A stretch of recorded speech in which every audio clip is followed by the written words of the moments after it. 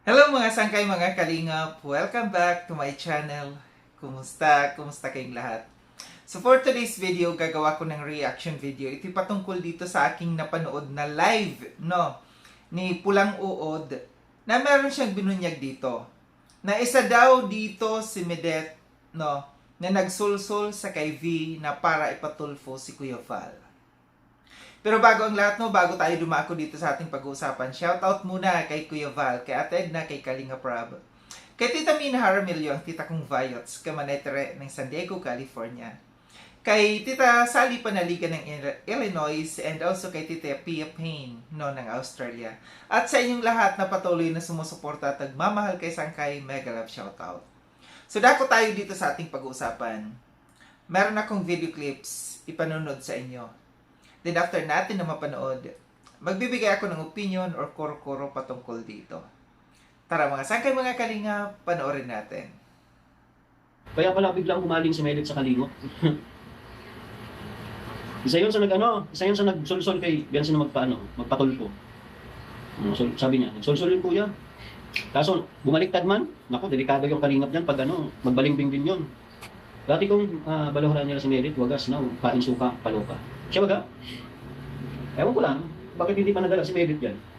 Ano yun, kahit kinain nila ang suka nila, binalik nila yung ex-angel, kakahiya sila, plastic sila. Kaya nga, bakit ganun? Delikado sila dyan.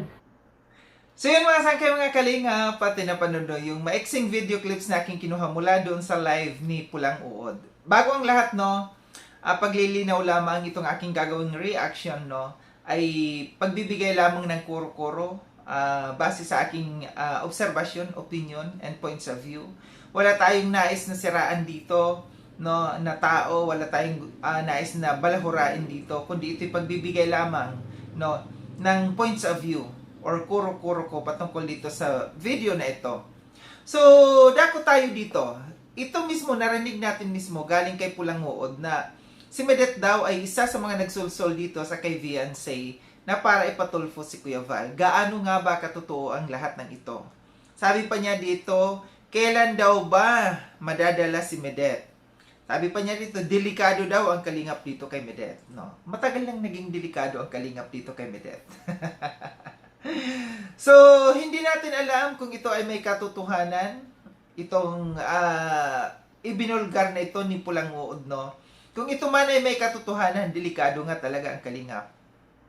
Meron akong naririnig na balita, no, na si Medet ay kukunin bilang isang ambassadress ng Velvet Box.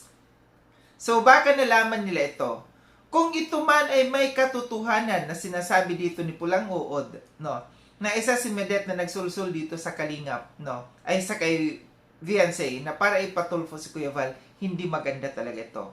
And alam naman natin, no, na si Medet ay galing na sa pagpapatulfo. Mayroon na siyang access doon. Mayroon na siyang contacts doon. So malamang sa malamang, kung totoo man ito, baka nga siya yung nagsulsul dito, siya yung nagbigay dito ng contact sa kay Viancé na para may on-air kaagad sila doon sa tulfo. Kasi hindi biro hindi biro yung na-on-air kaagad. Alam natin na mahabang pumipila dyan. Alam natin na may screening dyan, no? Paano siya na on-air kaagad, no? So, malamang sa malamang kung ito ay may katotohanan, baka nga, no? Si Medet ay may ano dito. And hindi na tayo magtataka, no?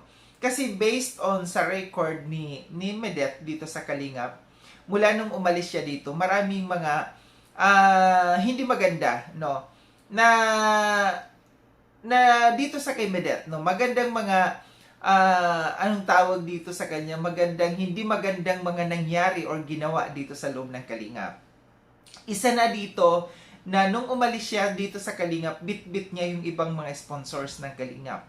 Bit-bit niya yung ibang mga reactors, defenders ng Kalingap. Andiyan dyan sina Michelle Japina, no? Si Marinduque yung Gala, no? Ang dami niya, sina Egypta.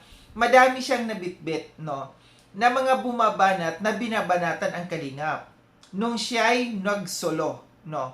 And batid natin, no, na never ni Medet, no, pinigilan yung kanyang mga defenders, reactors na wag ninyong banatan ang Kalingap.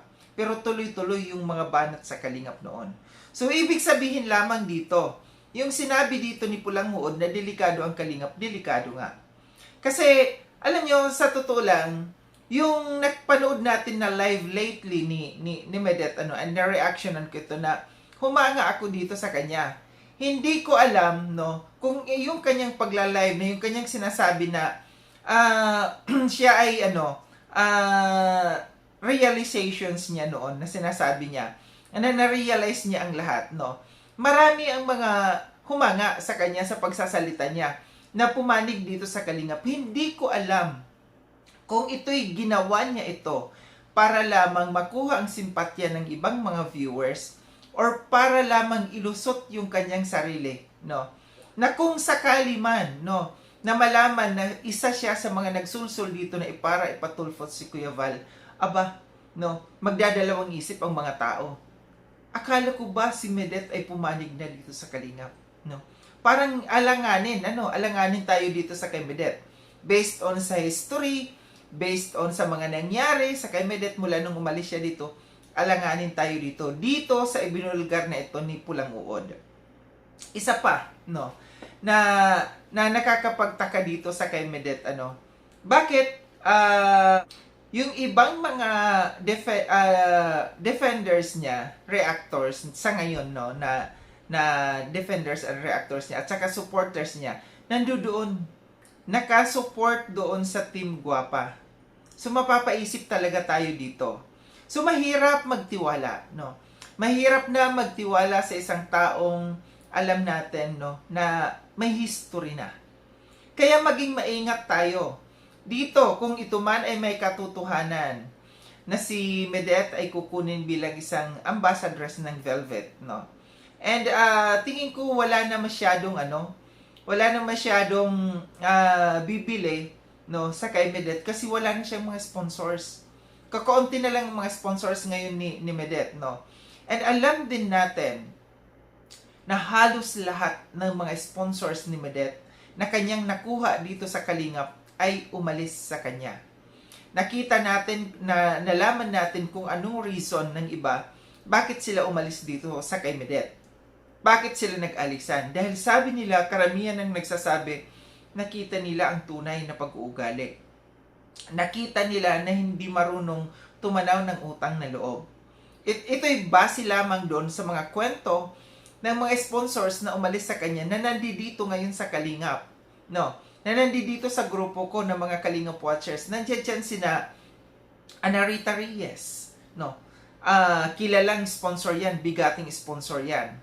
Galit na galit siya dito sa kay Medet. Kasi nga, nalaman niya kung anong nangyari at meron siyang nakita na hindi magandang pag-uugali base doon sa kwento ni Anarita Reyes.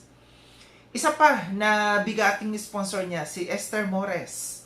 Andito din sa Kalingap Watchers ngayon na ikukwento din niya na grabe yung kanyang gastos diyan. Pinapag-travel niya sa ibang bansa, no? Tapos yung kanyang natanggap, no, na parang ang iginanti sa kanya hindi maganda. Andiyan dyan si Edna Titus, no? Maraming mga sponsors na nag-alisan sa kanya na halos talagang nawala, no? Kaya napansin natin ngayon, hindi na ganun ka-boom yung channel ni Medet ngayon. At kasi wala na siyang masyadong sponsors. Ang mga natira na lang diyan, iilan-ilan na lang. Maraming batch by batch kung umalis yung mga sponsors sa kanya. Oo, namayagpag siya noon nung umalis siya dito sa Kalingap. Pero nung kalaunan, no, na-realize din ng mga sponsors kung anong meron si Medet. Kaya mahirap, no. Marami ng mga nagpapatotoo dito sa nangyari dito sa kay Medet. Mga sponsors na mismo ang nagpapatotoo dito. Ulitin ko, ito'y hindi paninira sa kay Medet, kundi ito'y base lamang sa mga kwento ng mga sponsors, no, ay kinukwento sa atin kung ano ang kanilang mga naranasan. Kung totoo man itong sinasabi na ito ni Pulang Uod, na isa si Medet, no, na nagsulsol sa kay Viance na para ipatulfo si Kuya Val, hindi maganda. Ito'y isang traidor na tao. Kung totoo man ito. Mahirap magtiwala na Ito lang masasabi ko sa Kalingap. Mahirap magtiwala sa mga taong umalis na dito sa Kalingap. Na andi dito ngayon, sinasamantala itong issue na ito, yung kinakaharap na issue ngayon ng Kalingap na kukunin yung loob ng Kalingap, ng mga supporters ng Kalingap, na kunyari papanig ngayon dito sa Kalingap. Tandaan natin, yung mga nangyaring damage, no, noon na ginawa sa Kalingap, yung mga pambabastos, pambabalahura ng kanyang mga reactors, defenders sa Kalingap, no, hindi biro.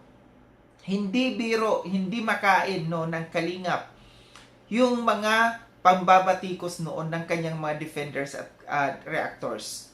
At wala tayong narinig, no, na kanyang pinagbawalan, na kanyang pagsabihin, huwag ninyong banatan ang Kalingap. Dahil ang puso ko nasa Kalingap, wala tayong narinig na ganyan. So ito'y pagpapaalala lamang, no? Pagpapaalala sa Kalingap, pagpapaalala sa mga viewers na huwag tayo basta-basta maniwala sa mga taong kunyaring kumakampi sa Kalingap sa ngayon, yung kinakaharap na problema ng Kalingap ngayon. Huwag tayo basta-basta magtiwala. Maging mapagmatsyag tayo sa mga taong gagamitin lamang muli ang Kalingap. So ito lang aking reaction mga sangkay mga Kalingap, no? Na itong isiniwalat na ito ni Pulang Uod, kung ito man ay may katotohanan, no? Mag-isip-isip na ang Kalingap. Mag-isip-isip na ang mga founders ng Kalingap. Kung ito man ay may totoo, kung ito man ay totoo na si Medeth ay kukunin bilang isang ambassadress, no, ng Velvet Box. Muli, maraming salamat mga sangkay no sa panonood. Sa mga hindi pa nakapag-subscribe kay Sangkay Lone, subscribe niyo na po ako. Click yung notification bell para updated kayo sa lahat ng mga videos na aking gagawin. Like and share itong video na itong mga sangkay. Kita-kits tayo ulit sa susunod na video na aking gagawin. Ingat kayo sa ang dako ng mundo bang kinaroroon. Paalam ng mga sangkay mga Kalingap, paalam.